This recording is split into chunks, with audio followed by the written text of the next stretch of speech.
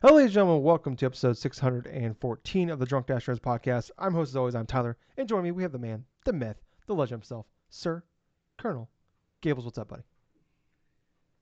I'll tell you what, dude, I'm feeling good. I am feeling good. This past week has been interesting because I've gotten a lot of stuff done on vacation, but I did have a bunch of time to spend just doing a couple different things that I've wanted to do, like over the past couple of months. But I did have a chance to dive headfirst into the remaster of Thousand Year Door this past week. Nice. I will speak a little bit more on that when we're talking about what we've been playing. I've also been dabbling little bits of here and there with some other games and stuff. But other than that, man, I mean, it's just been basically me just checking out a bunch of different things, like going to different types of places in order to do some shopping stuff. Nice. Like it's basically been like a recharge week with me still having like a couple more days, including this night here to firmly just to firmly recharge and stuff before heading back to work on Tuesday. Oh,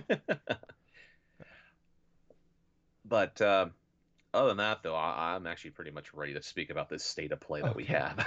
Yeah. um. Well, yeah, me too, man. We'll get to that here in a second. Yeah, but just want to let everybody know kind of like what's going on. Gables, you're doing better than me because like you're going into like usually the weekend, like after the week off, like that weekend going into it, I can't even enjoy the last like 3 days. I'm just like Mm, in pure depression mode, and I just like sit on the couch in near tears because I have to go back to work. So because I have not this week off, but the following week off, so I'm gonna right. like I'm gonna get off work Friday night, and I'm like, yeah, woohoo, I'm all excited. And then like Thursday night's gonna roll around, and I'm just gonna hit fucking depression. Like I'm gonna go in the biggest depression. I can't. I hate. I like my work requires take weeks at a time off. I hate taking weeks off just because of that feeling. I was like, I can't Mm, even fucking enjoy the last 4 days because I'm just mad about going back to work. But no. People don't know. Gibbles and I have been doing this for just over 11 years now. We get together every week, talk about video games, everything we love about them. We are on YouTube, Twitter, Facebook, every podcast service out there. Just search for us, Drunk Nerds, Drunk Nerds. You'll find us. Hit 5-star reviews, like, thumbs up, subscribes. We really appreciate it. Especially this time with Summer Game Fest and everything coming out. That's like not E3 time period. Check out our YouTube channel if you're listening to us on the podcast services. Because Gibbles and I, we're going to do a lot more because of the everything going on with Summer Game Fest. So just want to give you an update on the schedule. It's gonna be a little different. Normally we record on Saturday night, and then I post the show Sunday morning. Um, Next week's gonna be a little different. What the plan is right now is we got to work Friday, so we'll be working while the Summer Game Fest show is happening, so we won't be able to live hmm react to that. But we'll be back Friday night. We're gonna record a kind of a reactions and thoughts to the Summer Game Fest kickoff show. That will go up Yeah. Saturday morning, and then Sunday we'll be back. The plan is to live react to the Xbox show. As long as life doesn't get in the way, we'll live react to that. That'll be on our YouTube channel. So check us Right. out. We'll be on YouTube live doing that, and then we'll be back Sunday night to then do like a full breakdown and stuff like that. It's kind of hard, to chop out a huge 3-4 hour section in the middle of the day for us on the weekend. So that's why we're gonna True. live react to the show and then come back later that night and do the podcast breaking down everything about Xbox. And then Monday, we are planning possibly to do the I should be able to do the Ubisoft show. I don't know if I'll be able to do it live during it. I don't know what will be preventing me from doing that, but Gables will try to join me for that as well. I think it's at like noon or hmm something like that. On Pacific time, 2 o'clock my time. I should be able to do that actually. It's a bit easy because I'm Central time. Um, and then the plan is to come back, unless it's just a dreadful show. We'll be back Monday night to do a podcast. I know Gables is already like, oh yeah, uh, but as long as like we'll There's be always back. that possibility. It's oh yeah, definitely. And then we'll be back on Monday night to then do a breakdown of the Ubisoft show. So that is the plan this year. Not as many shows as the past. Like last year, we had like a Square Enix show, I believe, in there. We had a Capcom show as well. So right Mm. now, it's all we have. I don't know unless something else pops up this week. Maybe we'll have to pivot, make changes. God, I hope there's not a Square Enix or Capcom show because those last year fucking sucked. So I don't want to do those ones again. That Capcom one legitimately pissed me off. So maybe that was 2 years ago. I cannot remember. It was bad. It I think it was 2 years might have ago. been 2 years ago. I don't. Yeah. I mean, nothing's worse than that fucking Gearbox one. Uh, the from The E3 Gearbox yeah, one. I think Yeah. that actually is what killed E3 was fucking Randy Pitchford doing magic tricks and bothering the actors as they're trying to make this shitty Borderlands movie. Um, And then just Kevin Hart just being moderately annoyed while he's doing. yeah, but also like doing like trying to be entertaining and be Kevin Hart, but also like, dude, fuck off. Which I don't blame him. If I saw Randy Pitchford, that's all I'd want to say to him as well. So Kevin Hart, better man than I. Um, but I am taller than him, so I have that on him. So fuck you. Anyways, I don't know why I like Kevin Hart. I don't know why I had to cash 8 on him like that. That was mean. Yeah, but this is a video game show. Every week, Gables and I get together, talk about video games, everything we love and hate about them. Like I said earlier, if you like all this, please like, follow, subscribe, 5-star reviews, tell your friends, all that stuff. We really appreciate it if you do that for us. But Gables, without further ado, let's just Gables, I gotta ask you a question actually before we get into it. And what's up? Have you heard? So we're in the year of Shadow the Hedgehog. I don't know if you're aware of this. Yeah. Okay. Yeah. Apparently so. Yeah, apparently so. Yeah. What was the worst year? The year of Luigi or the year of Shadow? Mind you, Oh God. the year Luigi was Let's the see. worst year ever in the history of Nintendo. So I just want to point that out. Oh yeah. 2011. That was way back when for like the year Luigi Was it and stuff. I 2011? think I the thought that best thing that. wasn't it 2013? Because the Wii U was out. Because we got like that Dr. Yeah. Luigi, the Super Luigi Brothers. Yeah, I think you may be right on that one because. Well, anyway, that whole year Luigi thing and stuff. I mean, it had like what Luigi's Mansion 2 or something that went on like Yep. 3DS and stuff, Yep. and like I still have that statuette for like Club Are Nintendo you and stuff fucking like that for that serious? Luigi. Yeah, just give me a moment. What? Why am I just not knowing? Oh my god. If I can find it still. Oh my god. I didn't know that. I didn't know. 11 years of friendship, and he never Oh, told me he has this. Why isn't this out displayed? Like, dude, when it comes to anything like Club Nintendo related, I kind of like to keep them in the original packaging, just have them sometimes in storage. But yeah, this is the whole like freaking Luigi, Year of Luigi, You 30th bitch. anniversary and stuff, like Luigi's Band. Yeah, did I actually take this out? Well, if you haven't, don't do it now. Or don't do it on the podcast. No, oh no, it's gonna make a whole bunch of Nintendo fans watching this incredibly pissed. They're just watching Oh, thousands you of broke dollars. his package. Yeah, they're just watching thousands of dollars of value be lost. Jesus Christ, I didn't know. I didn't know this was a thing. But yeah, back then for like that year Luigi stuff, there's like a couple things Luigi related that was even mentioned during that year, and that was Luigi's Mansion 2 being on the 3DS, and then little statuette the Club Nintendo at the time was offering up to like a lot of their customers and stuff. He redeemed a whole lot of like coins and stuff like that. Yeah. Which, yeah, I was one of those ones that hoarded a whole bunch of the coins because I bought a whole bunch of 3DS games, a whole bunch of Wii U games, maybe more Wii U games that I cared to have wanted to buy. Yeah, we don't have to admit but all that, Gables. You're not under oath, so it's fine. but at the same time, though, I think the Year of Shadow is actually. I'm not sure. It's still early on here. It's still another 6 months, but you have Shadow the Hedgehog that's going to be inside that Sonic Generations like cross game or something that's coming out, and it's like, and then you have the Sonic movie 3 Yeah. that has Shadow the Hedgehog with the voice of Keanu Reeves. Didn't we just get the Shadow the Paramount show as well? That's Knuckles. Oh, is that Knuckles? Oh, they're all the same to me. They all look fucking dumb. Yeah. Yeah, I actually got a chance to watch that show with a bunch of friends, and it wasn't so bad. It was actually like a fever dream, but it was okay. You don't deserve that Luigi statue. But have you heard the news about that Shadow the Hedgehog game from the GameCube No. PS2? Okay, so apparently when they recorded the audio, like the guy that did the voice for Shadow in that game, they had plans to potentially make it M-rated. So he actually did two different sets of like audio for that game. One where it came out, and then there was an M-rated version. That he just said "fuck" a lot. So now the internet. So we had like released a Snyder cut, years back for Justice League. Now people are saying release the fuck cut for Shadow the Hedgehog, and I'm kind of mad that somewhere in Sega right now there is like a capsule somewhere with the audio of Shadow the Hedgehog just saying "fuck" all the time. And you want to know something that's really funny? That voice actor for Shadow the Hedgehog that was like voiced the thing for Sonic, like for Shadow the Hedgehog and stuff back in 2006. He's actually like one of the Sonic the Hedgehog like voice actors and stuff like that for Sonic. Jaleel White. Oh, No, okay. That'd be no, not awesome if it Jaleel was. White. Not Jaleel White. That'd be hilarious. Right? I don't want to. That would piss off a bunch of I Sonic don't. I fans. don't want to hear Urkel say "fuck." Honestly, I just kind of. I don't want to live in that world.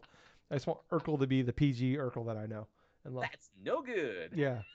He's like, did I fucking do that? It would just fuck. It just ruined it for me, you know. So, Fuck, no good. God damn it. All right. Well, it's already. I've ruined it for myself now. Uh, And that just made the dog angry. I don't blame him. You know, he didn't want to live in a world where Urkel cussed either. So here we are. Um, all right. Well, I enjoyed that, Gables. But let's get into this the state of play. I delayed it as long as I could, but we have to get into it. Uh, so, he's got to deal with his German taco. Give us a second here. I just woke him up from a nap, and all of a sudden he's just kind of a little bit on edge. Oh, okay. All right. I don't blame him. We're about to talk about the state of play, so I don't blame him. All right. So we had the state of play on Thursday. I did a live react to it if you want to watch that. Watch the light leave my eyes. You can do that.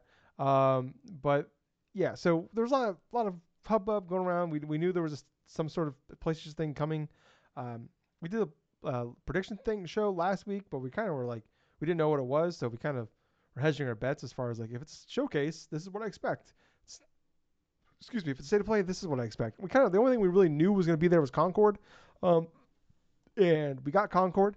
It started off with a very long CGI trailer. I think it was only like 2 or 3 minutes, but it felt like 20. And we got, it's like basically, it kind of like the rumors and reports out there was, it was basically like they were inspired by Guardians of the Galaxy, which I didn't even know that, because immediately could tell. Okay, so we have the alien guy that's all about, dying like a honorable death. We have the man and the woman, but this time unlike in Guardians of the Galaxy, the man this time is the alien and the woman is a human. So they swap places this time. You see, they got rid of the rocket. I smell a sitcom. Yeah. Oh, dude. Yeah, it'd be great. Fantastic. They swapped out the raccoon with a giant robot. So that's kind of, I guess, the biggest difference they did. But anyways, we got like a long pre-rendered cutscene. I will admit, like, and I said this during the live reacts, like, I was having trouble getting into it because like I knew what this game is. If I didn't know what Concord was, and like this is the first time, like, okay, I like the vibes that we're showing here. Yeah, it's a rip off of Guardians of the Galaxy, but I can go along with that. Like, I'm fine. Like, I can enjoy that. Like, like the Guardians of the Galaxy, the video game that came out a few years ago that we both loved, was just ripping off the James Gunn movies, which they're ripping off themselves. And it's like I can go along with that. That's fine. And then we got the fucking gameplay, Gables. It is a fucking Overwatch ripoff. Basically is what it is. Some news and details we got here is so basically it's a 5v5 shooter, arena shooter. It is coming to PC and PS5 on August 23rd. There will be a beta in July, but it looks like from this little bit of details we got, you have to pre-order the game, and then you will get, I think, 3 or 4 beta access codes. So that, like, one person buys it, they can give codes to their buddies. So that's a thing. That's kind of cool. I mean, the thing is, I've done this in the past before, is like when they have like, pre-order the game on PlayStation to get the beta code. I've done this in the past where I pre-ordered it and then I just cancel my pre-order on there, and then you get your money back. As long as you do it before the game's out, you're fine. So I've done that in the past. So if you're interested in doing that, you just want to pay whatever it's going to cost now and then get your money back later, that's an option for you. But yeah, so that's basically what we got here, Gables. What the fuck are we thinking? Oh, Gables, let me. Okay. Man, I don't. I'll tell you what, dude. I absolutely didn't know anything more about Concord other than that one trailer. And I'm gonna tell you this right now. As soon as they revealed it to be like a 5-on-5 shooter, I audibly groaned. Yeah. And not just audibly groaned, dude. I'm thinking it's like, oh, Jesus criminy. And it just turned into a generic 5v5 PvP shooter. And I'm thinking to myself, well, this not only did they borrow cues from like Guardians of the Galaxy, fucking like Overwatch and this and that. They even had the same freaking character selection screen and stuff as Overwatch. Yeah. They had all sorts of like various like character like classes, abilities, and all this other stuff. It was boring. All of it was just pure boring, dude. I mean, it also didn't help matters and stuff that you had Marvel Rivals on the Yes. same freaking state of This direct. is exactly what I said when I was watching the state of play. I'm like, wow, you just like outshone your own game just a few minutes after. And we'll get into Marvel Rivals later, but exactly what I was thinking. Like, man, you just there's a bigger, more important game. Like, and you're also doing a beta on your PlayStation the same month as the fucking Concord beta. They're both in July. Like, what are we doing here? Like here's the thing. Concord, I think the game looks like it's a good game. It's probably gonna be a fine game. But we talk about this all the time, where games anymore just can't be fine. They just can't be good, especially games and service games. There's a million good to fine game service games that come out anymore, and they don't survive. They don't last. Like we see this constantly. And look, I'm the biggest dipshit in the world. I said Helldivers 2, as good as that game, I thought that game was gonna be. I thought the game was gonna be good, but I'm like, same thing I'm saying right now about Concord.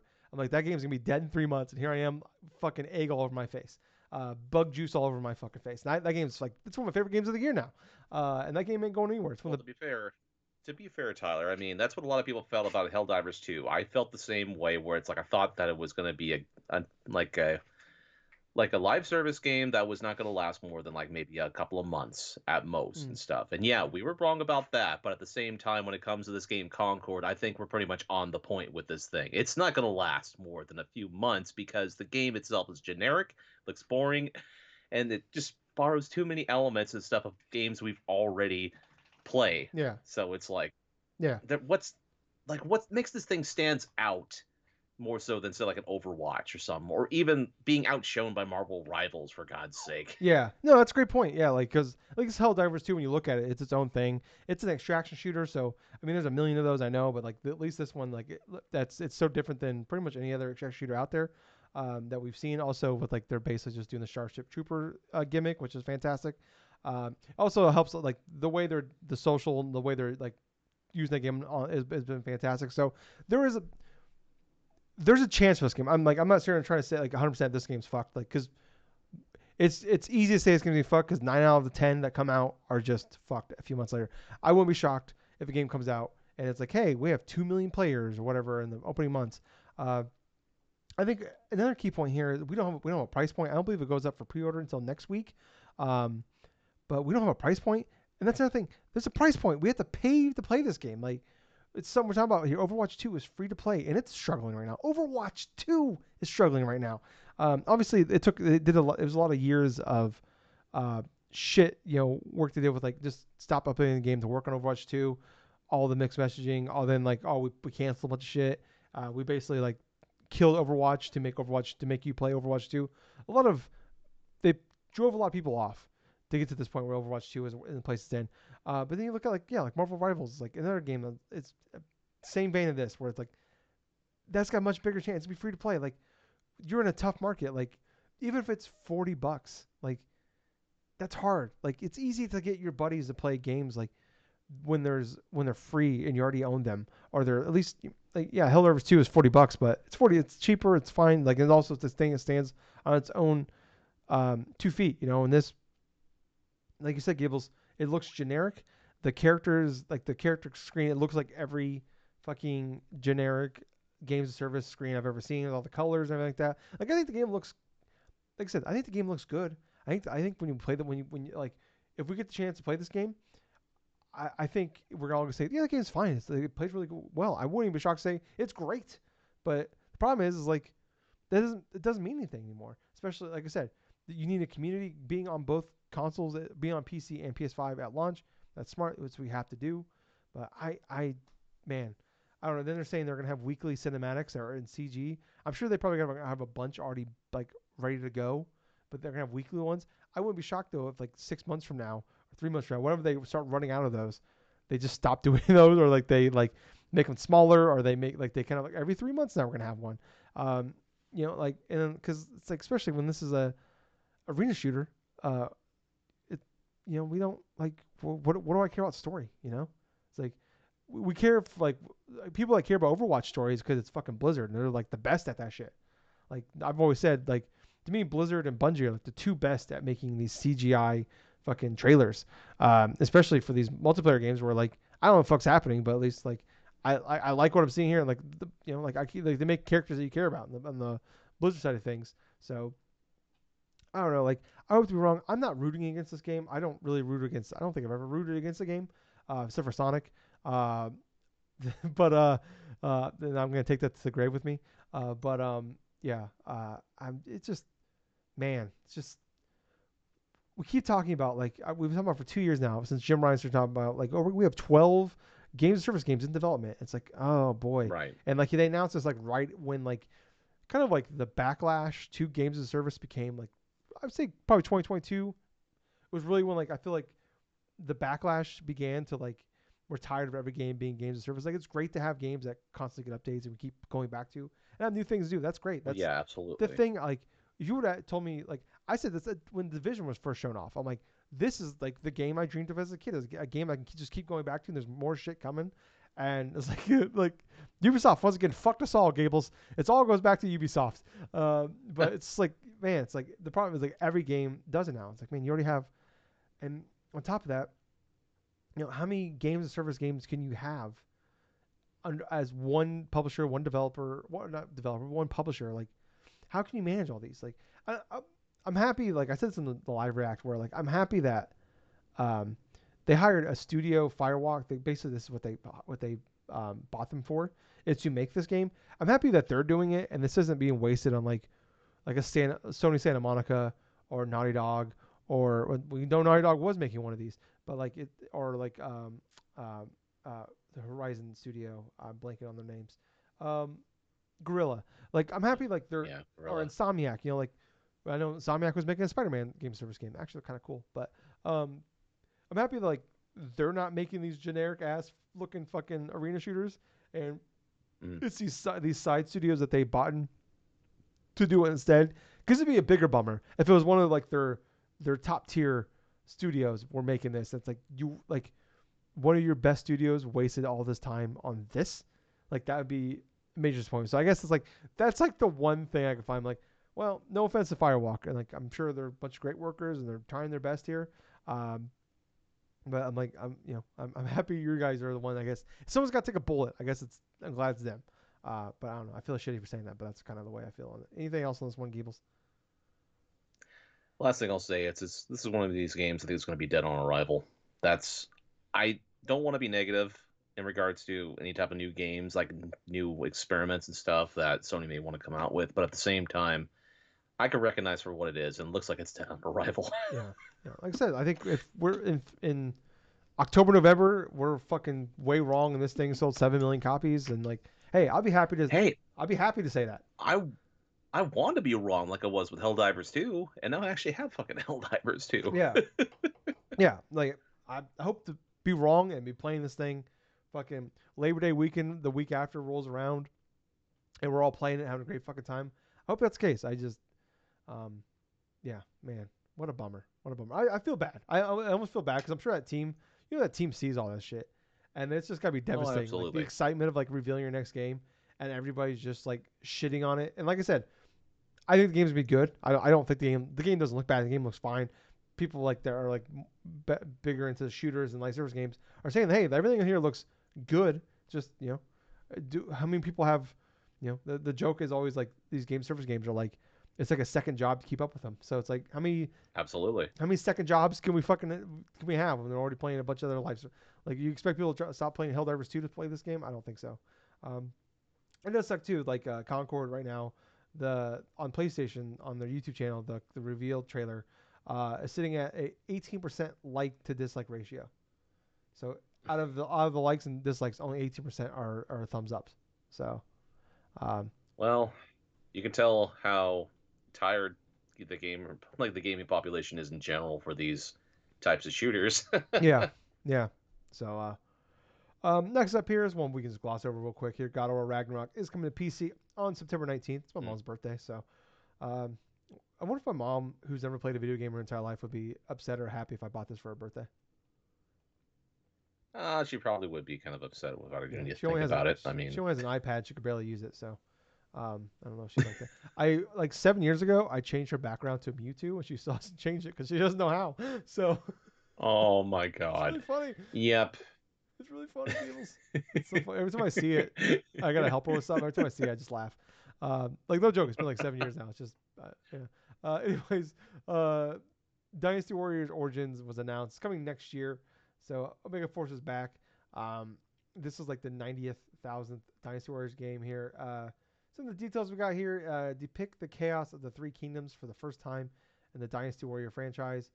Take control of a nameless hero. More interestingly, she revealed that Omega Force is leveraging the PS5 technology to create an all new Warriors-like battlefield that will provide massive armies as far as the eye can see. I will say, I can't disagree. That game, looks like a million people are on that fucking battlefield. Um, Mm. but I am not a Dynasty Warriors guy. I played like the Hyrule Warriors. I love that game. Um, Age of Calamity is like the biggest disappointment of my entire life. Um, so fuck that game. So that's kind of like the extent of my history of playing like the Muso games. What about you, Gables?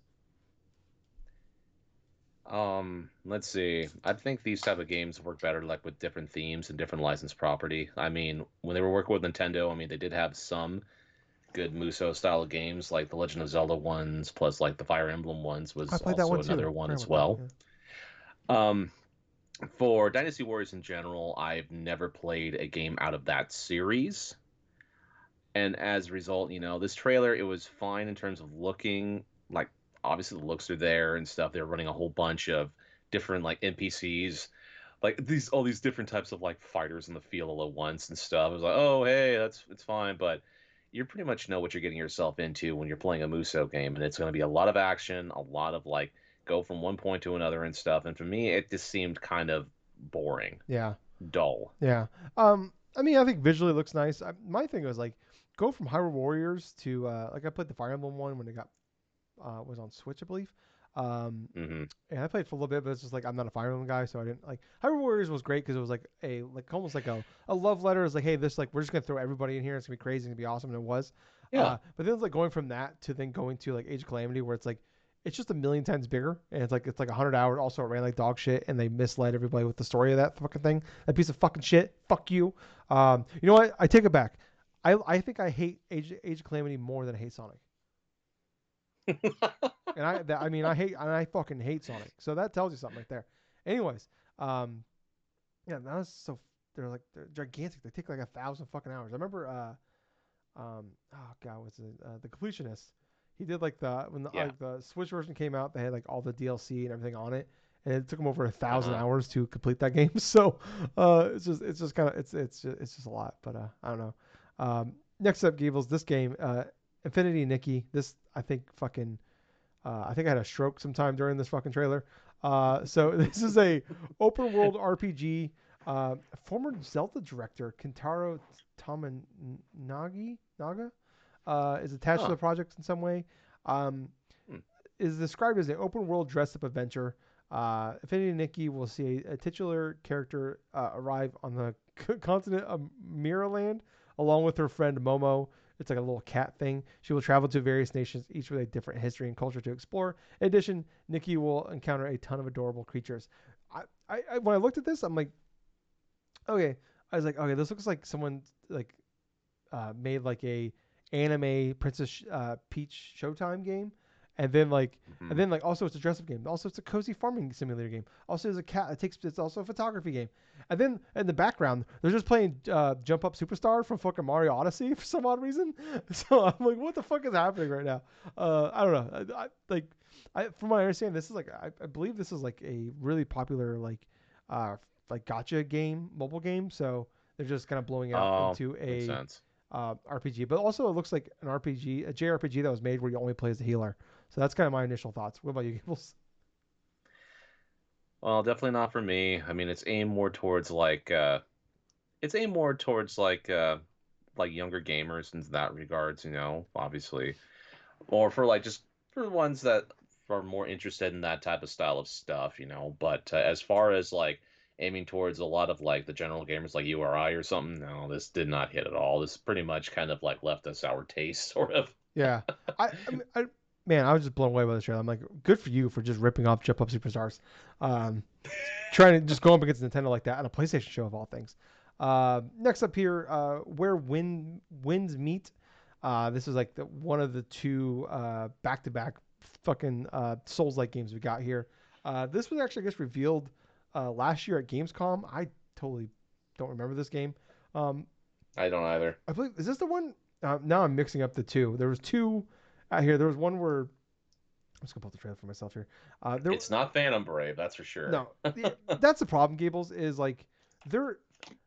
We talk about there's like I always talk about like there's like a million fucking like 2D Metroidvanias out there. You open up Steam, there's just like 700,000 2D Metroidvania games that just pop up at you, or like roguelikes, or what, or sometimes all things. Mm-hmm. Now I'm at the point where I'm like, Or Souls likes. Souls likes is like just it's insane the amount of Souls like there is just out there. So this is just another Yep. one like, yeah, there's like that Fan Blade Zero, like constantly just getting announced at this point, and they all just kind of, to me, just kind of blend in together after a while. And the other one was that Ballad of Antara, which this is like a is this a free to play one? I didn't know this. Battle of Mm. Antara is a dark fantasy RPG that is set to release sometime next year. Brand new IP from Tipsworks Studio. Uh, from this new. Wait, what? It's free. I didn't know. Okay, I didn't know about the free to play part of it. But we had Ballad of Antara, and Mm. where winds meet. They just all I feel like, I don't know, Gables. It's just there's so many at this point, and I'm not trying to shit on people. Like, I like these kind of games too, but man, there's just so like, it just, I feel like every like it's required now by like law that every time we get a direct showcase, whatever you want to call it, it's just mandatory. There has to be a Souls like in it at some sort at sometime in these things. And I don't know. To me, after a while, I'm like, and a lot of them are PlayStation events. Like, PlayStation keeps announcing, we just had Stellar come out. So I don't know. What about you, Gibbles? This didn't really hit with me at all, honestly. And that's the thing, I do kind of like my Souls likes games. I mean, hell, I'm more anticipating the Elden Ring DLC later on this month. Oh shit, that is But yeah, this one here is just no, no. It just nothing really caught my attention. I didn't even catch the name of the damn thing. where wins me. Yeah, I'm not even trying to shit on this game. Uh, I wouldn't be shocked. Like I said, I won't be shocked this game comes out and it's good. Problem is, it's almost like kind of like games of service thing where like there's just so many nowadays. Like, it's kind of like 2D Metroidvanias. Like, I remember Yes, we were talking about Metroid Dread when it came out, and it sold like 3 million copies. And it's like, man, like that game. A lot of people were like, I can't believe it only sold that many. And it's just like, Metroidvania is just like, it's so oversaturated that even like the yep, great ones struggle. I think like Prince of Persia Lost Crown is like, hasn't even sold 1 million copies yet, and like a lot of people, that's like a lot of people's game of the year right now, and absolutely. it's like one of the highest reviewed games of the year, and it's not selling great because there's just a million. You fucking throw a rock anywhere on any storefront, you're gonna hit 19 fucking Metroidvania games, and that is coming the case with Souls like, and like visually, Exactly. yeah, sorry, visually I mean, it yeah. looks great. I'm sure the gameplay's gonna be great, but it's like, or it's like but it's kind of like we're talking about games of service. Like, if it comes out to 7.5, it's like, man, there's like 20 other 8 out of 10s I can play. So I don't know, Gables. Yeah, that's the What problem, I dude. cut you off. I'm sorry. Go ahead. Well, I was just about to say for Lost Crown and stuff like that for Prince of Persia.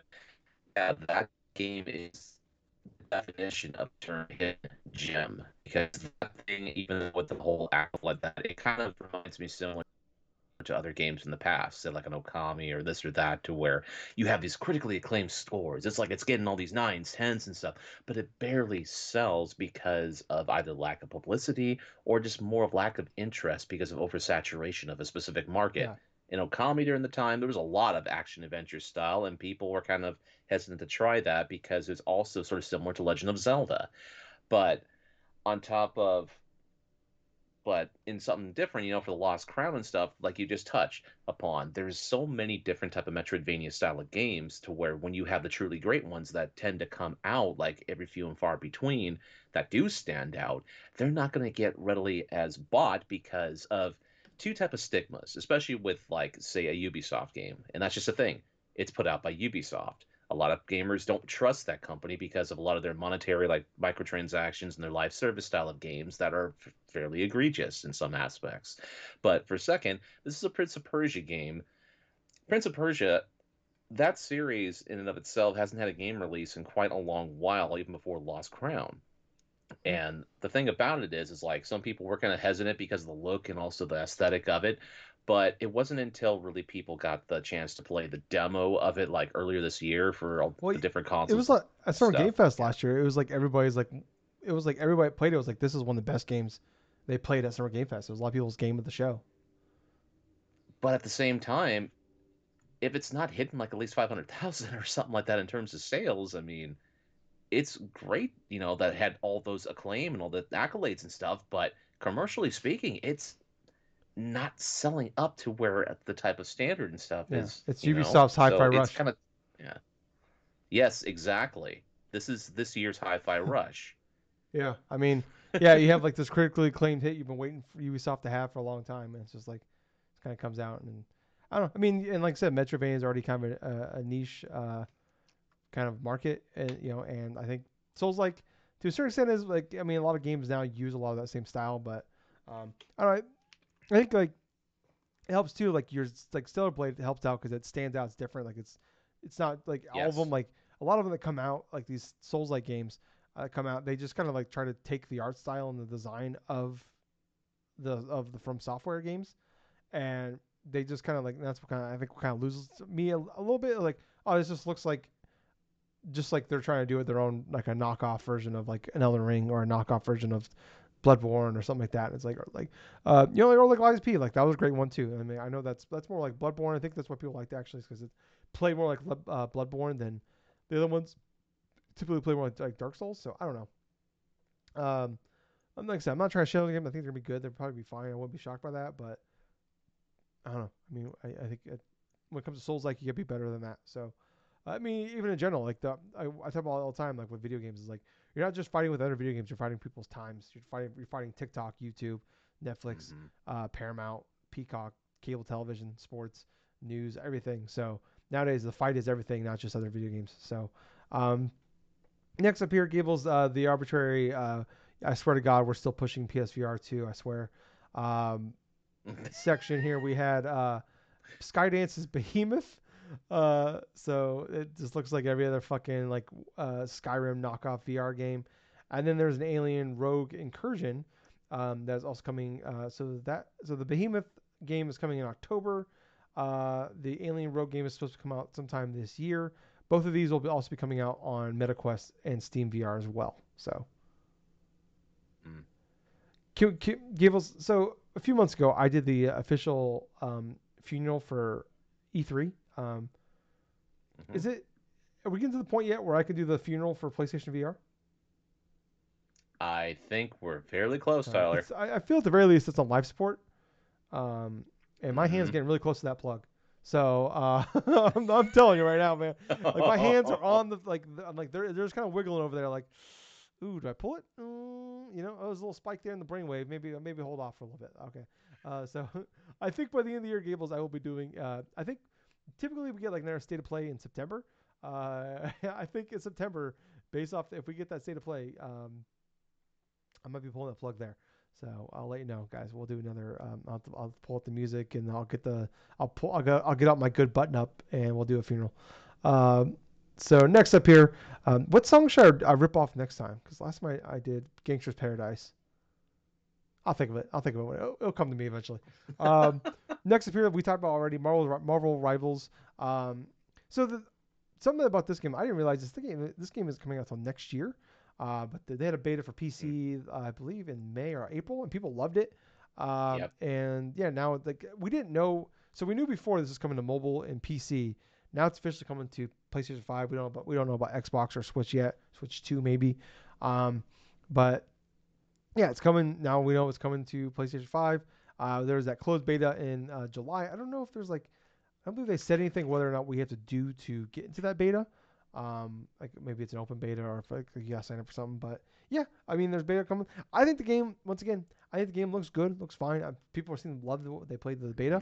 Um, it's I'm definitely like obviously as more of a fan of the Marvel movies, I'm more tempted to play this than I am a Concord game. Uh, whether Right. they're if they're both free to play, I think I'd definitely pick up the Marvel Rivals game. But yeah, I don't know, Gables, what do you think of this one?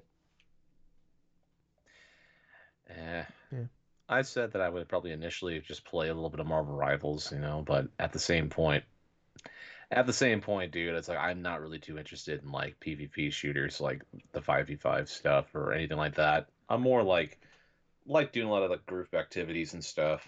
I mean, I'm more accustomed just to do co-op yeah, stuff.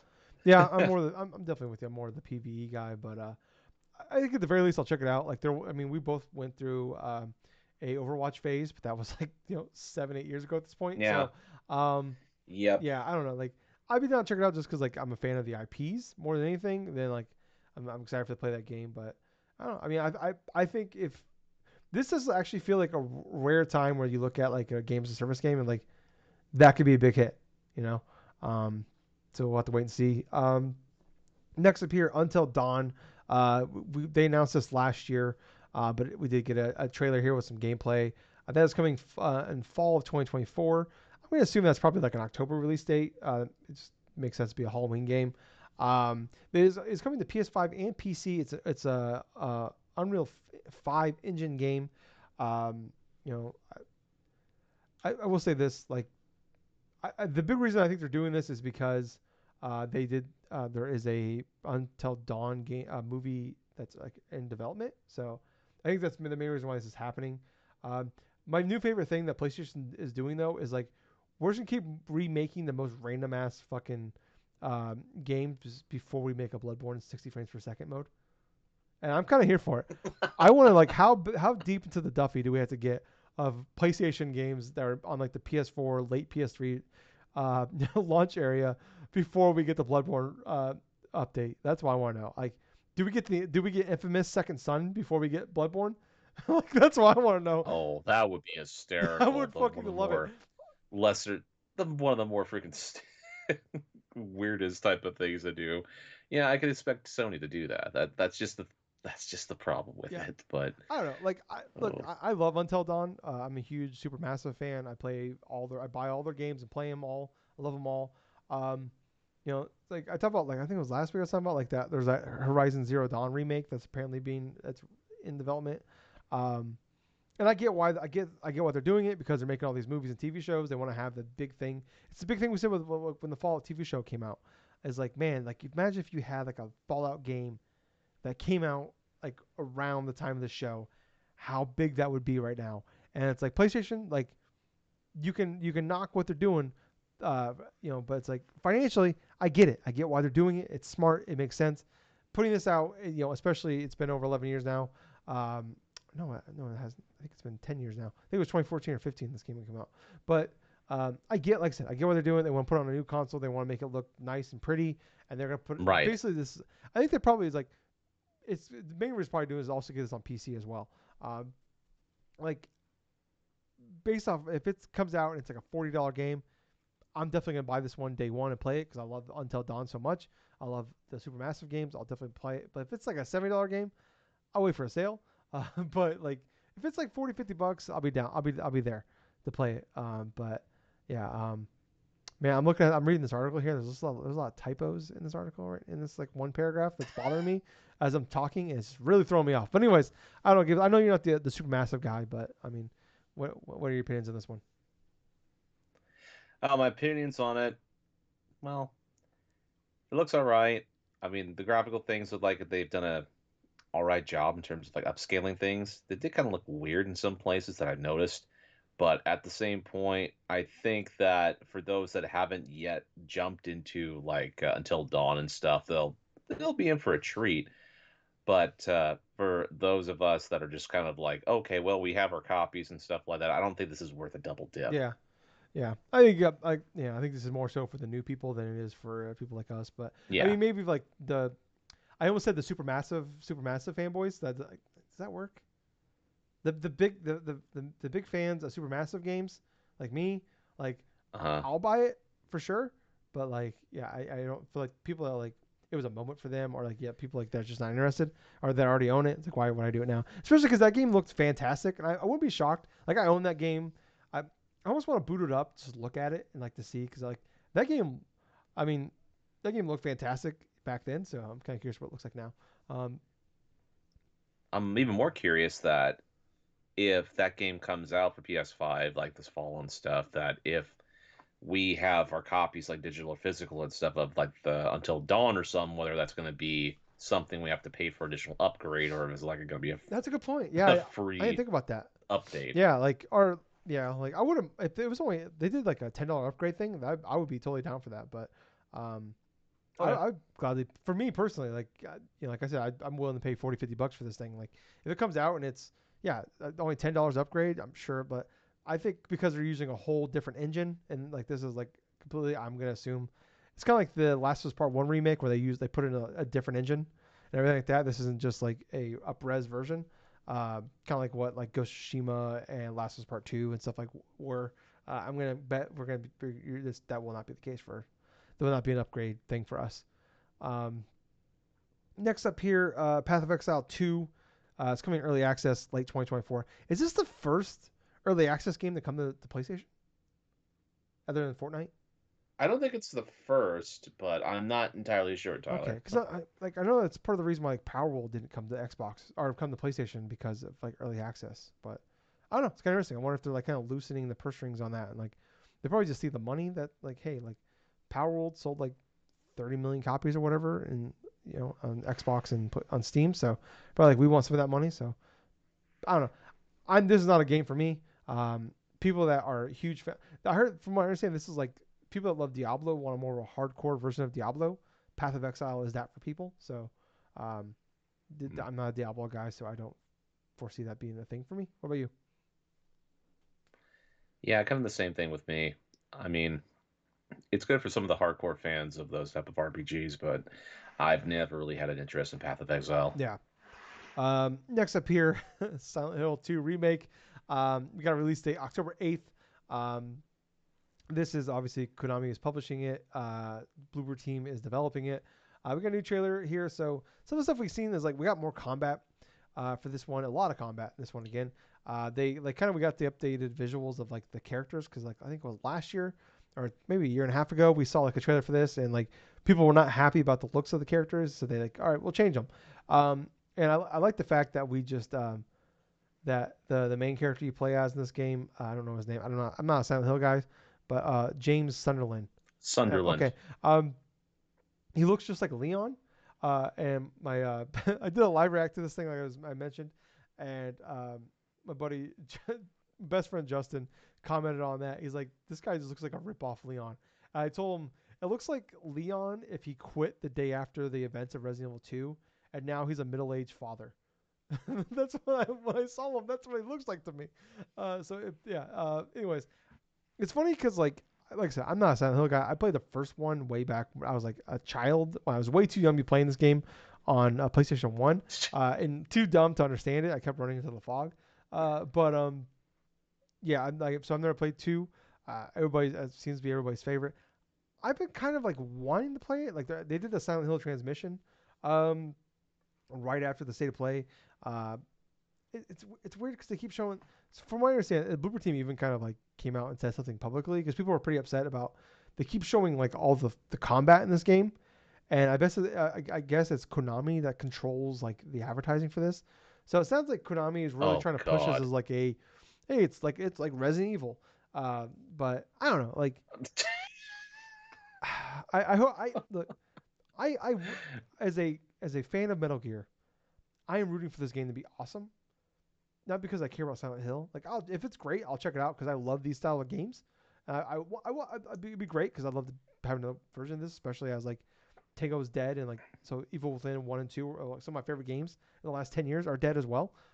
Dead Space is dead, so pretty much all I have at this point is Resident Evil. Sadly, we're right back where we were a decade ago. Um, Fuck, we are. Jeez, I didn't think about that until now. So I hope this game is great because I so badly just want more Metal Gear remakes and Metal Gear games. Maybe not Metal Gear 6 because I don't want them to fuck it up. But if we can just keep getting like great Metal Gear remakes, like that'd be great. So I need this game to be good. So we keep getting more of those. What about you, Gables? Hmm. You know what? After watching a little bit of like that Silent Hill 2, not just the trailer for the state of play, but also the stuff, the Silent Hill like transmission stuff after the show was over, I had a chance to go into a little bit more like detail in terms of like delving into what they are initially trying to aim for and stuff. They're trying to they're trying to make things more sensible, like try to think this more modernized and stuff. The like the American consumers and like just consumers in general and stuff. I mean, there's some aspects of it where I did see some blatant changes for like some character models and stuff, and some side by side comparisons to the one from like the original Silent Hill 2 release from 2001 just kind of had me kind of baffled, especially the one where, well, when James Sunderland goes into that graveyard and stuff, and then he meets up with that lady and stuff.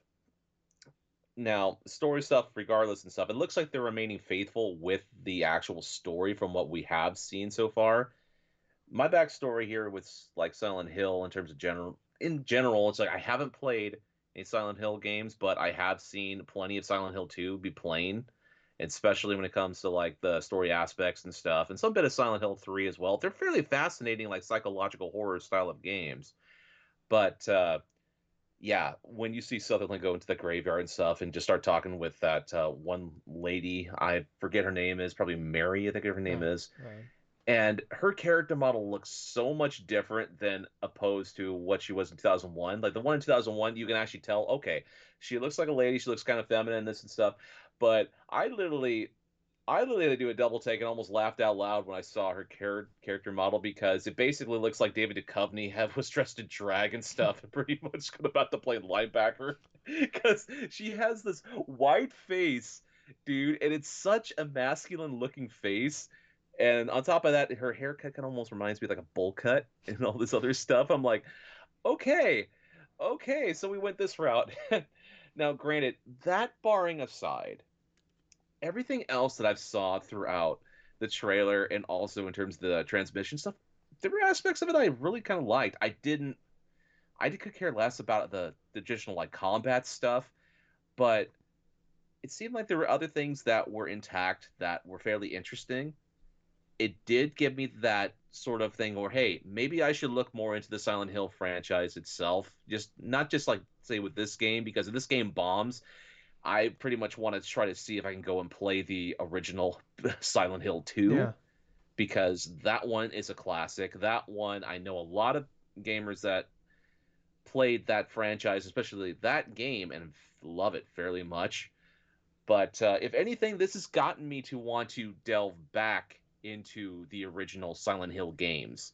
The only problem is those games are freaking hyper expensive on the reused Well, there's market. ways Silent to Hill, play this yeah. game, Gables. So Well, I know, I without, know, well, I know, and if it does suck that they did the remaster not too like years back, and apparently they fucked them up. And so, like the only way to really play like there was no good way to play without um, alternative means.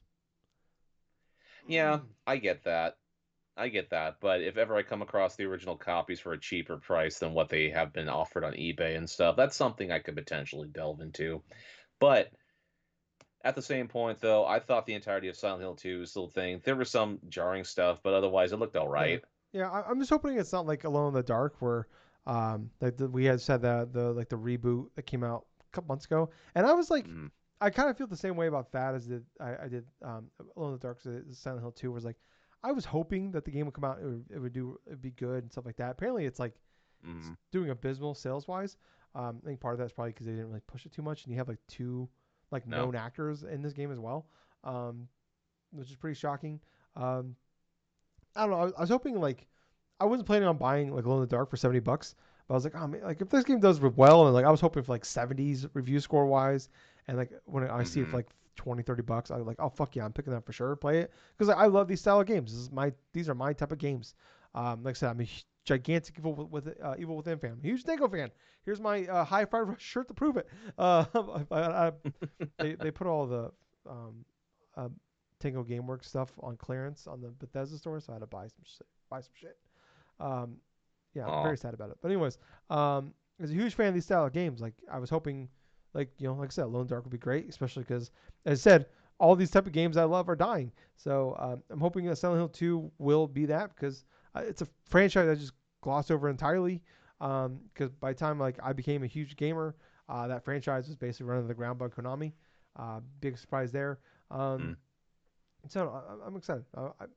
I am cautiously optimistic because I would love this game to come out October 8th, and it comes out and I see all these scores and it's like, oh my god, it's like an 87 or even like low 80s. I'm like, fuck yeah, let's go. Actually, I'll take high 70s at this point. This comes out and it's good, it's competent. Gables, the bar is low right now. I am desperate for fucking some goddamn good quality horror games. So if this comes out and it's just good to find, great. I'll be so happy, especially when you have Konami, Hmm. Konami. Dude, these 6% beers are kicking my ass. I need to stop drinking them. At least so many of them, especially with Konami involved here. It's just, man, it's scary. Um, Next up here, uh, Capcom and revealed gameplay for Monster Hunter Wilds. We know this game's coming out 2025. My prediction is I thought we'd get a release date, but I guess it's gonna be at Summer Game Fest. So we know that. So I think we're gonna release date. Yes. Capcom loves putting out a game in January, or at least typically early in the year, but normally January. I'm assuming this will be like the January game. We talked about last week, Gables. Yep. We were predicting like we get Resident Evil 9 at the state of play. Come to find out, it got delayed to like end of 2025, early 2026. So I think this game might take its place. It's been revealed. I think it was revealed. It was revealed Game Awards last year actually. So it was only revealed like six Yes, it months ago. I was was. thinking it was last Summer Game Fest. So yeah, we got some gameplay for this. I'm not a Monster Hunter guy. I tried getting to the Monster Hunter game. What was the one that was on Switch exclusive and it eventually came to Xbox and PlayStation? That was Rise. Yeah, I played Rise last year when it came to Game Pass, and it just wasn't for me. I tried it. I was like, it's not my type of game. But I'm not. I respect what they Yeah. are. I get why they're doing it. This game looks great. Looks fantastic. I don't need the story shit. The story Mm. shit looks bad, but I think the gameplay and everything else looks pretty great. Honestly, so I don't know, Gibbs. What about you? It actually looks pretty good. I thought it looks pretty good and stuff like that. I mean, they did show a brief like gameplay trailer and the stuff you can pretty much expect. Some story elements and this and that. I thought it was fine. Yeah, Though from what they did show, it looks fairly interesting, but obviously we're gonna see more in Summer's Game Fest. Get some more detail, get some more like possibly gameplay stuff, but I kind of find it funny how, to tie into the other Monster like Hunter games, you have unlockable content based on if you have save data for yeah, Rise and also for Monster Hunter World, yeah, Iceborne. So yeah. hey, Not unusual. I kind of like when that stuff comes around. It's like, hey, it's like a little thank you for playing our games. I always kind of like that little stuff. Um, but last up, Gibbs, the game of the year, the game of the decade, the game of the generation, one of the best selling games of all time. Nearly 60 million units sold. But you get the follow up, Astrobot. Goddamn right, Gables. Almost mm, 60 million units sold. No one talks about it. Astrobot Playroom. Was it Playroom? Well, who cares? it's probably because it was mostly a pack-in Gables, game and let's stuff for the gloss over the facts, PS5 okay? though. I don't need to fucking facts. Oh, Super Mario Brothers on NES technically sold 150 million units. Fuck you. Wii Sports has sold 700 million fucking units. Fuck you. This is the greatest packing game of all time. I will hear no arguments. Anyways, Astrobot, baby, it's back. Let's fucking go. This has been rumored. Jeff Grubb kind of talked about this a long time ago. I don't care. I'm excited for it. Mm. It's everything I wanted and more. It's coming December 6th. You could have just showed me a logo, and it could have been Astrobot shitting on the logo. And I'm like, I'm in. $70. I'm so in. I am. God damn it, this game looks so good. Gables, just go on. Just tell me how excited you are. I'll tell you what, this is the best thing that happened in that state of play. Gables is the Astrobot. greatest thing that's ever happened in When my I entire life. saw, dude, the moment I saw that, I audibly just said, oh yeah, I want to play this day one." You're right. This game looks so good, and I just love like. Dude, Go ahead. Go ahead. I mean, you're so quick to forget, dude. When I got the PS5 and I started playing this game, I platinumed the game because it was that Yeah. good. The pack-in game, the quality of the platforming and stuff, the whole homages to classic PlayStation stuff, yeah, that had me hooked. This game looks even bigger and even better than what we initially got as like a launch title and stuff for the PS5. And this is what's openly exciting is because it almost feels like a Super Mario Odyssey style of like Astrobot. And and that's just a thing, man. I mean, I want it just to come. Obviously, it's coming out later on this year, right, and stuff. I hope that when it comes to price point, they don't price it a full on seventy I'll buy dollars. it. I would love it. I'd love it if it was like a $40 or $50 title. That'd be a little bit more like palatable for me. But at the same point, I'm thinking about like people just buying it, in general. What's going to be the best like price point or something for this game, 100 and bucks, that $40-$50 range, I feel like is just like 200 bucks.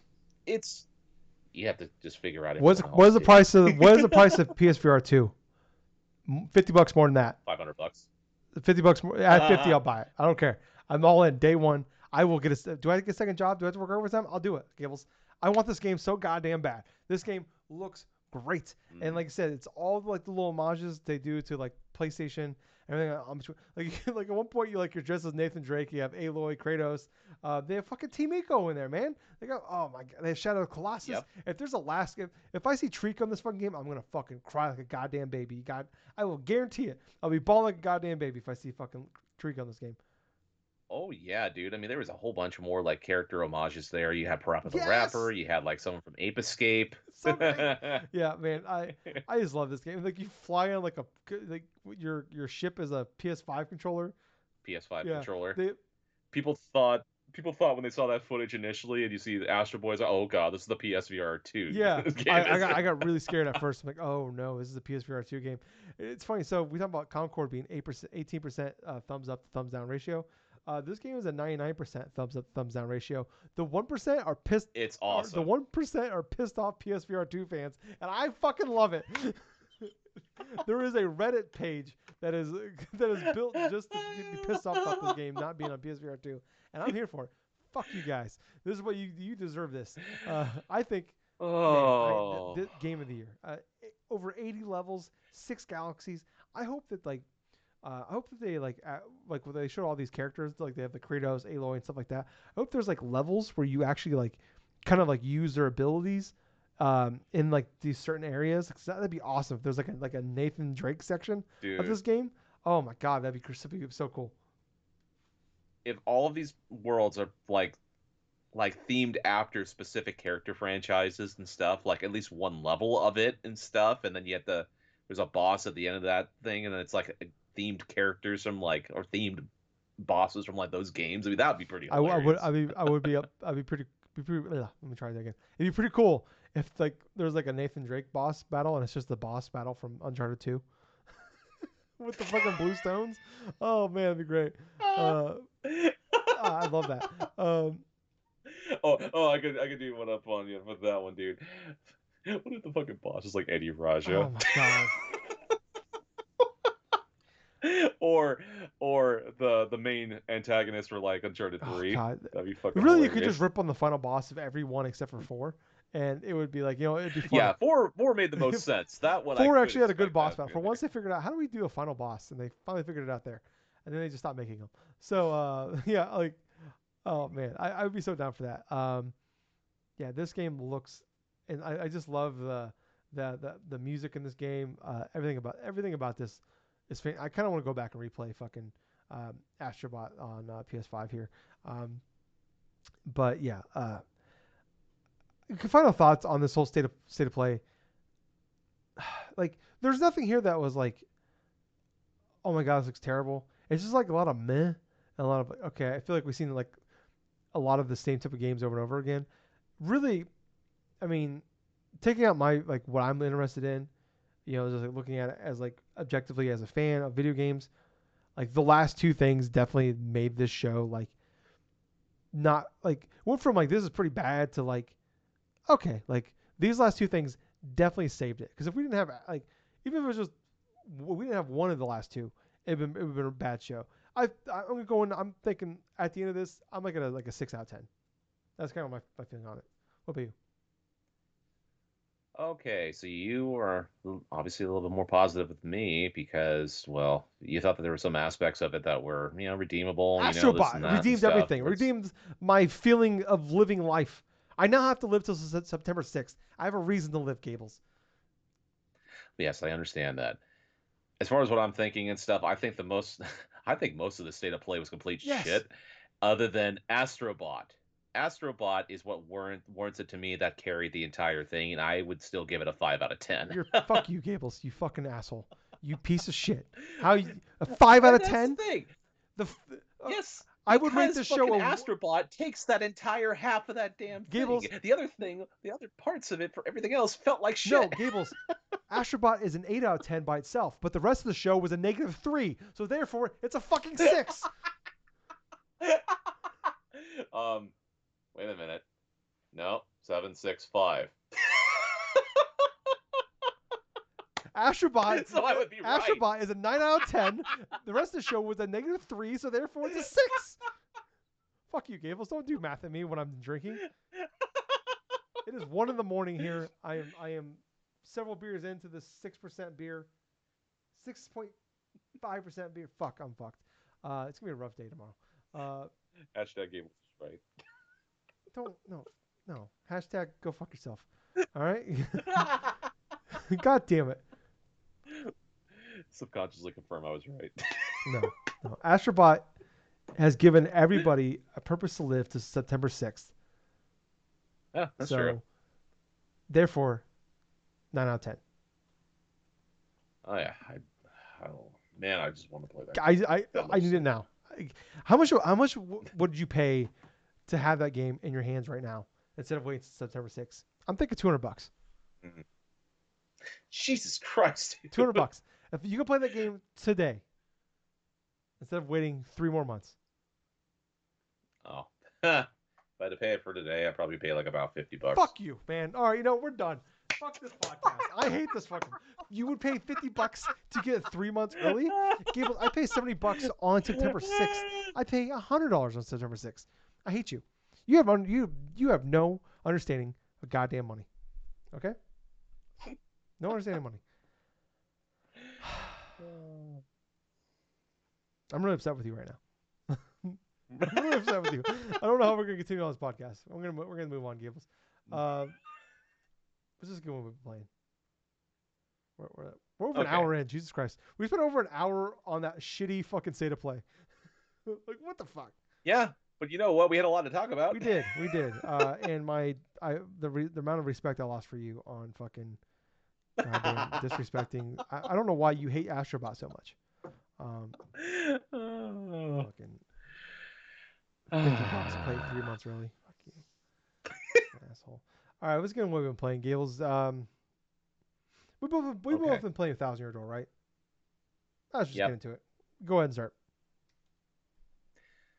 All right, so Paper Mario 1,000 Year Door remaster. This game is pretty much like a culmination of like a freaking decade plus of like people requesting this game be remade or like in some form, or just any type of like stylings based upon this game that were actually decent, So you know how Nintendo goes and like puts out like Paper Mario games now, it's like they're half-assed. A lot of them are half-assed though. Like say Sticker Star, that was the most egregious example that I absolutely despise. That game physically pains me that it exists. Then there's the game Color Splash, which I never did try out, but I know our friend Justin really loves Color Splash. No, so remember he argued with us on that one for a long time. He eventually came around to our side.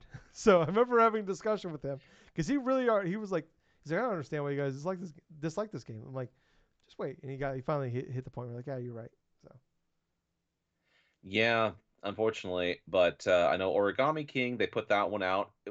I haven't had a chance to play that one. It seemed like it was all right from what people were getting to and stuff like that, but at the end of the day, people just wanted 1,000 Year Door, and so this year they released 1,000 Year Door as like a part of a remaster and stuff.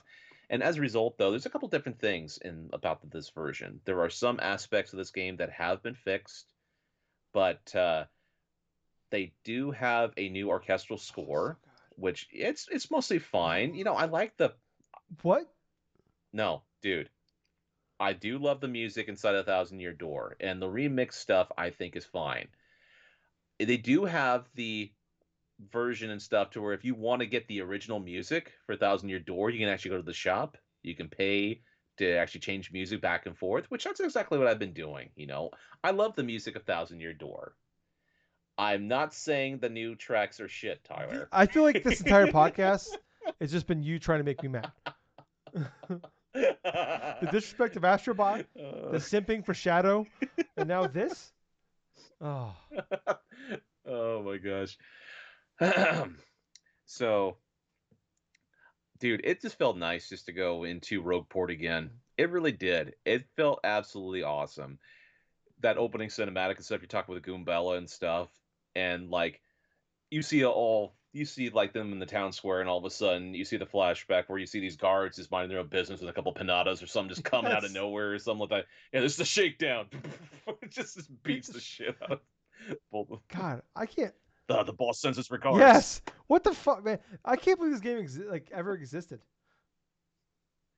Yeah, this is actually like a this is more of a darker tone of like Paper Mario style of game, which is hilarious because that's the moment I remember the most when I first started playing Thousand Year Door way back when on the GameCube. Is that scene alone, and it had me in stitches because it was just basically a mob hit. Yeah. They killed a guy on right in front of us 2 minutes in. Well, it wasn't like say initially killed. I mean, you could actually see him. Just get. It was like, oh, man, are you all right? It's like, yeah, yeah. They're gonna get theirs, but later. But I played through the entirety of chapters 1 and 2. I actually finished up on chapter Oh, 2 nice. last Okay. night. I'm not going to go forth and spoil initially what happens inside of chapter 2, but because you've just finished chapter 1, I'm going to I beat the say game 20 years the ago. So. gameplay. Oh, yeah, you beat the game 20 years ago. Okay. So you and I are pretty much on the same page then when it comes to this. The gameplay remains the same. It's definitely feels fantastic. It feels smooth, no issues, no like input delays that I can actually feel when I'm like doing timing of like jumps or hammer hits or something like that. Of course, me trying to get back into used to playing Paper Mario and doing those type of like matching of the rhythm in terms of the attacks, yeah, that that takes a little bit of time to readjust myself to. But the game looks fantastic. It is running at docked, I think 900p, which is definitely better than the original Thousand Year Door, which that was more like a 480i in that regard. So it's like it looks a lot more crisp. It looks a lot more smooth in terms of like its presentation. It actually literally does look like a little pop-up book Yeah. when you're going to like different towns or different things and that. Let's see. Using the different badges in battle. Let's see. Trying to think of which ones that I've had currently. There are like a couple of badges that you can get initially from the start of the game to make the game a little bit easier in some aspects. Like you'll have the power bounce like after a specific chapter, which yeah, I think it's inside the first chapter you find like this little badge called the power bounce. And so what this does is when you jump upon certain enemies, you can like press A at the moment that you're about to hit them and stuff, and you can just do multiple bounces until Mm. you miss. Inside of the original Paper Mario, that badge was so much better in terms of its use and viability because when you use that, you could literally chain like you could chain like about maybe sometimes 5 to like 10 hits with that power bounce. And it was so funny to go into boss battles, power up Mario's jump ability and stuff, and all of a sudden you're literally just taking out like that whole like lava piranha boss or something like that. Just like almost not even like 5 minutes after the battle started because you go through, you take out the two buds and stuff, where it's like things to make a retract and stuff, and all of a sudden you're just jumping on like the main piranha plant and stuff like that, and just knocking it out and all this other shit. But I really like the power bounce badge so far. I have been experimenting in terms of these different types of other badges because another difference between this game as opposed to Paper Mario is you don't just get one badge Mm. of like a certain type. You could have multiple badges of like the same type of badge, but you're not limited of on like BP points. You're actually can go up to about 99 as opposed to like say like I want to say it was either 30 or something like that was capped in the original, but you have the option to really soup up Mario's abilities, like sort of maybe his jump ability or his hammer ability, by equipping multiple different badges that'll help him do like +1 in terms of like damage output, or having certain badges where it will avoid like certain critical hits or something. Like the badge close call does that, to where if Mario's like have like a couple HP left or something like that, there's odds the enemy may have missed an attack. But another thing about this game that I'm starting to get back into and I'm starting to try to learn a little bit more of, as opposed to what I did like over 20 years ago, is finding out which badges are actually some of the best badges to use inside of this game. So, like, what are the top badges? Which ones I'm not going to go ahead and use and stuff? Apparently, for some people, they like to do runs of like Thousand Year Door to where Mario is like constantly, like, say, low health and stuff, because there are some badges that will power up Mario by like say 5 attack or something if he's close to like in Mm. peril, or if things like that. Just to make it a little bit harder and stuff. But for me, I just like sticking with some of the core basic like badge stuff, and then just see where I go from there. As far as the first chapter went fairly well. It was just a basic introduction. Plus, you got a chance to meet a couple of your different partners throughout the Coop. that chapter, like Goombella and Coop. Yeah, Goombella and Coop. I mean, I like both of those characters. Let's see, for Coop, I love the way that whole first capsule's like just structured after like his abilities. And that's just one of those themes in Paper Mario, to where if you get a certain partner, sometimes the area that you'll go into before facing off against the boss and stuff is structured around that character's abilities and how you get to progress the puzzles and stuff. I had to go through Hooktail's castle a couple like different times just to search and try to get every little thing that I could, because there are little secrets that you'll find, like certain badges or certain shine The, sprites or certain star yeah. pieces that you could potentially get and miss. But oh man, that battle with Hooktail was actually rather fun. I hadn't played that boss battle since the original release of Paper Mario Thousand Year Door, and what's hilarious about it is I almost beat Hooktail in the span of like 2 turns, but I think I finally got down to like the last 5 HP or something like that. And in terms of the boss battle itself, Hooktail, she'll ask you like a bits of questions and stuff like that. It's like, oh, spare me this, blah blah blah, and so on and so forth, or try to convince you. It's like, oh, here, could you just smell my Yeah. toes? Yeah. Or 10,000 coins or yeah. 10,000 coins, or hey, there's a shiny new badge or something like this, trying to bribe you, and all that's an attempt to like lure you into a false sense of security so she can just eat you Mm. whole and stuff and just be done with you. Yeah. And if you refuse like every single one of them, she'll just jump into the crowd and just start She eating all the ate toads fucking and all the toads, dude. What the fuck? This yeah. game blows my mind. Like I I cannot believe Nintendo published this game. Like there is like I said, there's the hit at the very beginning of the game. There is a part where Mm-hmm. you think Coop's dead dad. Like this game talks about Yep. death a lot. And there's a Princess Peach Yes, shower but scene. did you, Like what the fuck? dude, dude? I know it makes it sound a lot more worse than what it actually is, though. But that scene where Coop supposedly finds his dad, you look at the thing and you read it carefully. That's not the father to Coop. That's the father to the explorer from the original Paper Mario, Oh my Colorado. god, I didn't know that. What? I had to read that as like, oh, that's Colorado's Oh my dad. god. That's dead. It's fucking wild, man. Like I cannot. It has That's the thing, dude. It has a lot of callbacks from the original Paper Mario. Like when you do that opening scene when you go into the Mario house, the Mario Brothers house and stuff, the picture is all of the partners from the original Paper Oh Mario. yeah, okay. I did see that. Okay, that's cool. I'm just blown away by Do you recognize yeah. Parakarry?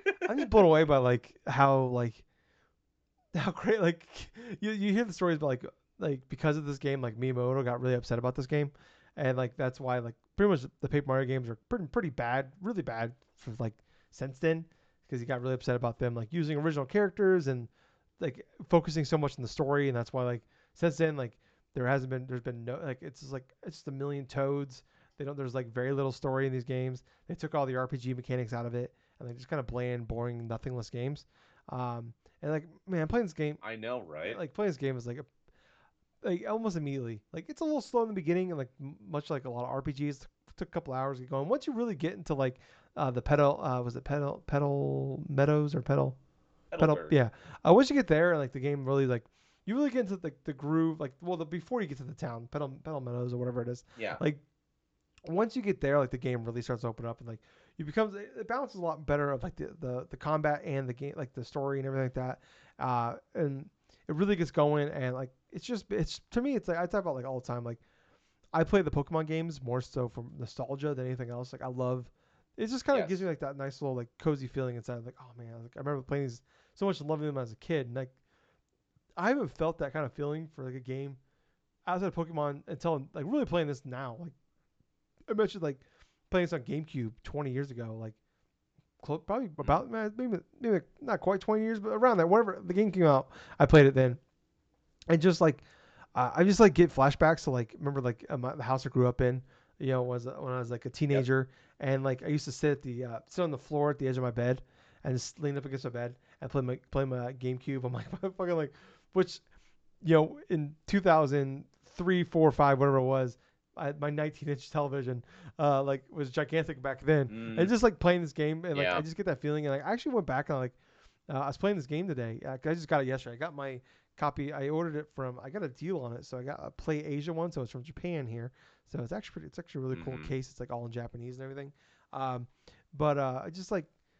So that's why I've always just now started playing it. But like, um, I know, as opposed yeah, to, that's the yeah, original for like the US release and yeah, stuff. Yeah, two different yeah. It's really versions. cool.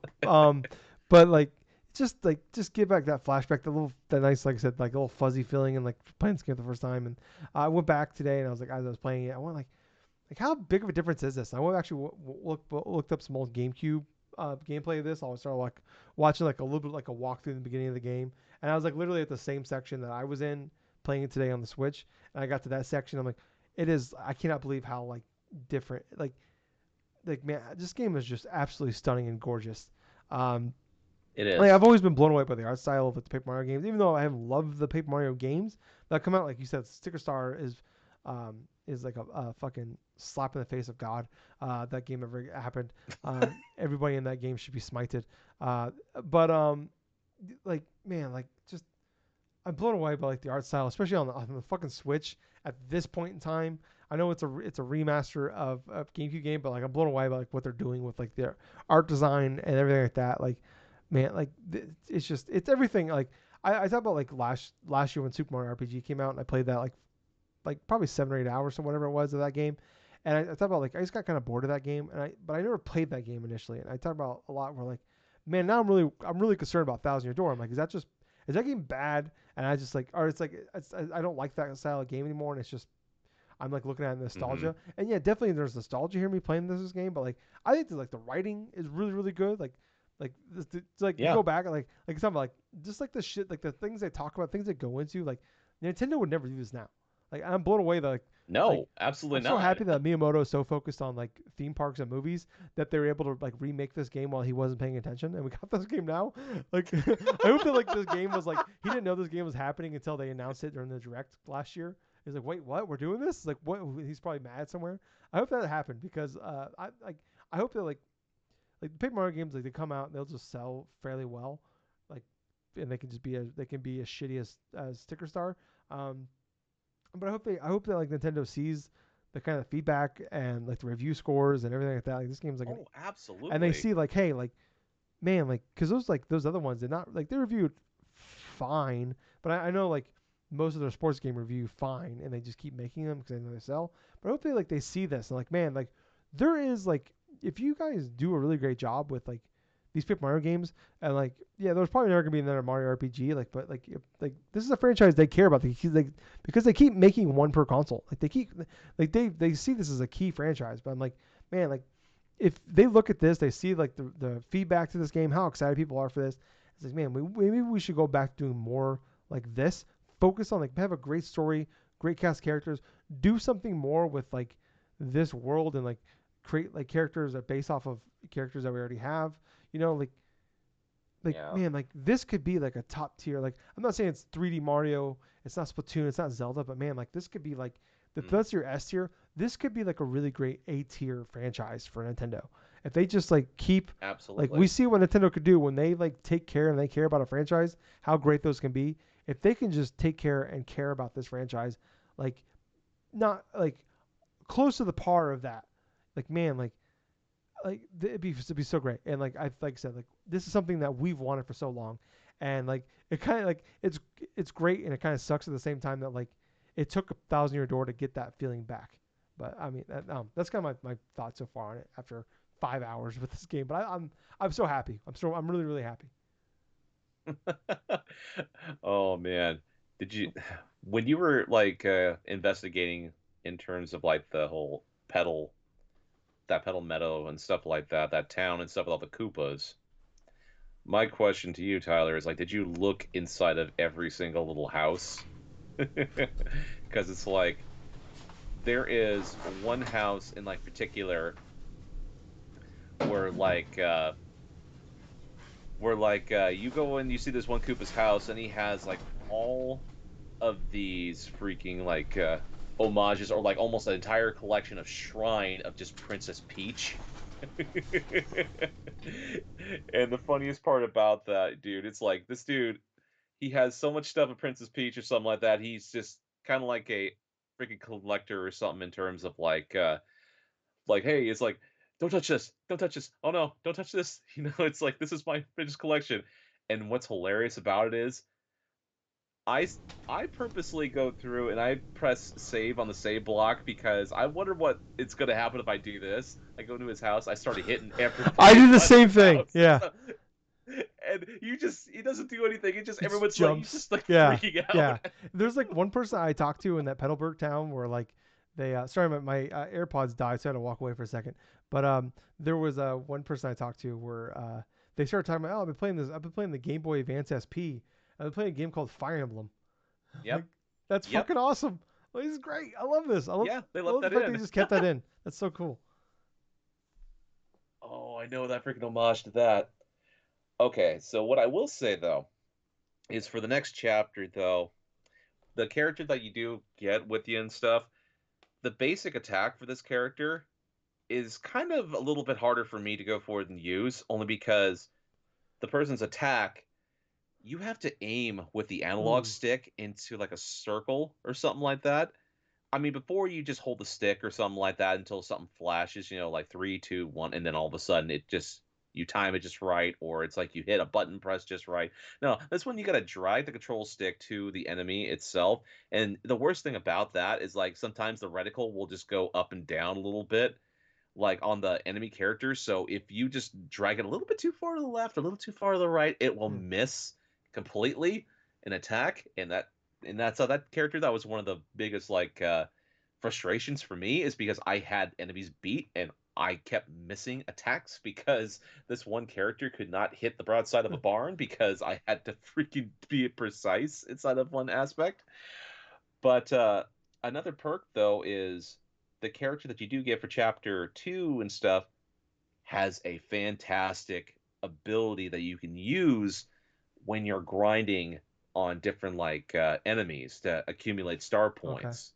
Basically what you do is like you hold the A button, you keep pressing and holding the A button, this meter will fill up, kind of like up down until finally you get it filled up, and it has a chance to like just blow away all the different enemy characters and stuff, that you'll accumulate star points and stuff, so you don't have to really do like a lot of different types of battles. There was some times when I tried doing that and just some enemies would not blow away at all. And quite honestly, I don't like the type of attacks for certain characters in Paper Mario to where it's you have a percentage of a chance to go and do a different ability or cause this type of spell, like this kind of effect on an enemy or whatever, because I much rather would have something guaranteed, Mm, right? And so like a guaranteed attack or guaranteed like, oh hey, if I use say like the shell toss or something like that by Coops or something, that power shell or whatever the hell, all I need to do is just hold the back of the L stick and stuff and line up to the little dot on the screen just right, and then all of a sudden he'll just execute his attack just 100% of the time unless you miss the input. But for this particular character and stuff, it seems like to me like both the attacks, while they were useful for the chapter, just didn't really give me the sense of me wanting to use the character more than just that yeah. chapter. And that's unfortunate though, because the two characters you get right off the bat, like Goombella, excellent in terms of like different types of attacks, and even later on when you do upgrade your partner characters, she'll get a multi bonk ability, and that multi bonk, head bonk and stuff will be really useful because her and Mario could get like different type of badges to help power up those specific type of attacks. So that's just one of those type of things that you got to keep in mind though. But even for like Coops is pretty awesome in terms of like just covering a lot of the ground based enemies and stuff. But if you can find a badge by the name of like Quake Hammer, that will definitely be more useful in terms of some enemies you can't really flip over or do a lot of damage to, like stone enemies. But other than that, though, I've spent like close to about 8.5 to about 9 hours playing Paper Mario: The Thousand Year Door Remastered, and I've loved every single minute Yeah, of it. yeah, it's been a joy. So, um, yeah, I think that. Do you have anything else, Gibbles? Yeah, there's like one or two more things here. I did try to play a little bit of Multiversus when that launch occurred. This relaunch occurred this past week. Played a little bit in terms of like just to test it out, just test it out like not just the tutorial mode, but I did play like about one or two matches online. Honestly, I didn't have too many issues with it. Like not in terms of connections or in terms of like input delays, but the gameplay itself is smooth. It's definitely that type of Smash clone that people are kind of used to and stuff. They'll have like different directions that'll do different attacks. You have that sort of like that thing where you can just dodge roll and like just do not any type of shielding and stuff, but you have a dodge button. You have the basic sort of attack of like a platform fighting game. But I haven't found like any type of regular like special abilities you can do with characters yet. But at the same time, I haven't really think I've gotten to that point where I can unlock a type of tutorial mode. But I did try the game online playing as Shaggy. I actually did Raggy? whoop some kid's random ass, I think, online when playing Steven Jeez. Universe. But I think it was just kind of hilarious that all throughout that match, I just thought to myself, it's like, well, I'm having a Tyler moment right now. I'm enjoying myself while freaking beating the shit out of a It's the best kid. feeling in the world, man. Welcome to my world. My one superpower. Beating children at Nintendo games is my thing. Oh, but yeah, I tested everything. It seemed like it was going pretty good. But other than that, though, I did play a little bit of, and this is going to be a surprise to you, a little bit of Dead by Daylight I'm this not past surprised at all. week. And well, that's the thing, dude. It's like I re-downloaded like Dead by Daylight like a couple weeks ago on PS5 and also on PC because of the whole progression stuff after that whole like freaking conference sort of stuff that they had, that stream that they had a few weeks back. So cross progression thing is live, and a bunch of things started transferring back and forth between both versions of the game that I have. So there were some trophies that actually unlocked on my PS5 as a result of me playing close to 90 hours in the Steam version. But I played a couple different matches. I tried a couple different ones here as different killers, like one of the worst killers you could play in that game is the Trapper because of how basic and how like terrible some of his I think like some of his actual abilities can be. So as a result, yeah, getting trolled hard by players that playing Survivor. That was something that happened. I think I played 2 games as Trapper.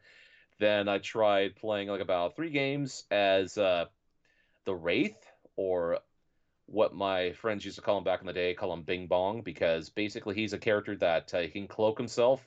He pretty much turns himself invisible. He can move around the map at like faster speeds and stuff. His perks and his abilities are pretty awesome in terms of that. So as far as the matches that I had with him and stuff, I mean, they were kind of like okay. I mean, I did manage to hit, I did actually manage to hit and like down survivors, but I think I managed to get 1 kill out of the 3 matches that I actually participated in. When you come across people inside a PvP style of games, you're going to have a bunch of people that have played the game for thousands of hours, or you've faced off against people that just have like different types of strategies. And some of them involve, okay, let's wait for this guy to put this person on the hook and then just flash a flashlight in his face and stuff and see if or what happened during that last match was I had a survivor on the hook, and she luckily got that freaking. Oh, I think it was like a 30% chance you can actually get yourself off the freaking hook or something like that, and she managed to do that. I'm like, you know what? I'm not angry. I actually kind of respect you just did that.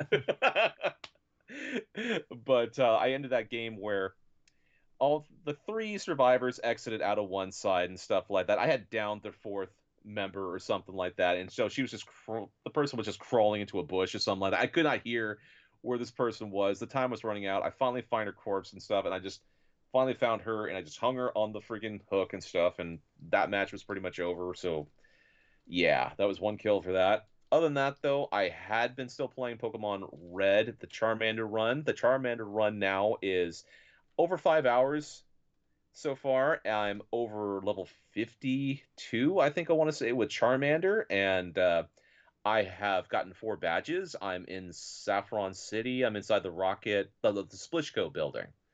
So I'm about to clear out the entirety of Splishco and try to defeat Rival Fivel and stuff like that and go to the different types of things. I'm pretty much halfway through the game already, and it's like a little over 5 hours right now. Charmander's been doing fairly good. I mean, it's much better than I thought I would be doing. Even with its first initial battle select with Brock and Misty and stuff, I was at the proper levels and proper things to where I could barely survive, like, say, Misty's battle and stuff, but I managed to beat her the first time through, managed to beat Surge first time. Obviously, Erica I beat the first time through. And now the move pool for Charmander is Flamethrower. I got Dig. I have Fire Spin at this moment in time, and I have Slash. So obviously, I'm going to substitute probably Fire Spin for something, probably maybe Mimic. Who knows? But there's a couple different moves I can go with. But as far as anything else I've played this past week, I did play a little bit with my friend with Destiny 2 leading up to like the final shapes release coming fairly soon. I did promise him that I would go through and play that campaign with him, which I know that you're right when it comes to that stuff. Tyler, I don't want to openly admit it, but I will admit it that yeah, you're right with this. So that makes you happy somewhat. Not well. I mean, as long as you're happy, I'm happy. Yeah, man, dude. Yeah, yeah. I did kind of like what they were going with the final shape, so I told him I would give it a shot. So I did the opposite of what he wanted me to do because he wanted me to get the fucking $100 version. I'm like, oh fuck no, I'm doing 50, I'm doing the actual just retail $50, and I'm doing it my way. I'm not doing any fucking You're raids. gonna pay $50 for expansion you don't want, but you won't pay $70 for Astrobot. If it comes down to $70, Tyler, and it's released like that, I will consider buying that game, dude. Consider. Because even at $70, that sounds like a good deal to me. It's a fantastic deal. But yeah, basically what we just did inside the Destiny 2, we're just gathering a bunch of resources, update modules, enhancement prisms, element cores and stuff. And yeah, just some bits of stuff. But yeah, that's pretty much what I've been playing this week. All right. Well, I think it's gonna wrap it up for us this week. Good to know. Hashtag Tyler was right. But I was your host. I was Tyler. I've been Colonel Gables. So until next time, everyone, have a bunch of fun playing games on whatever the freaking platform you want. But most importantly of all, thank you for listening to another fun-filled episode of the Drunk-Nerds podcast. And hey, Gables. Yeah. Too sweet me if you'll pay $200 for Astrobot. Reluctantly. All right. Let's go, guys. Bye, guys. See ya.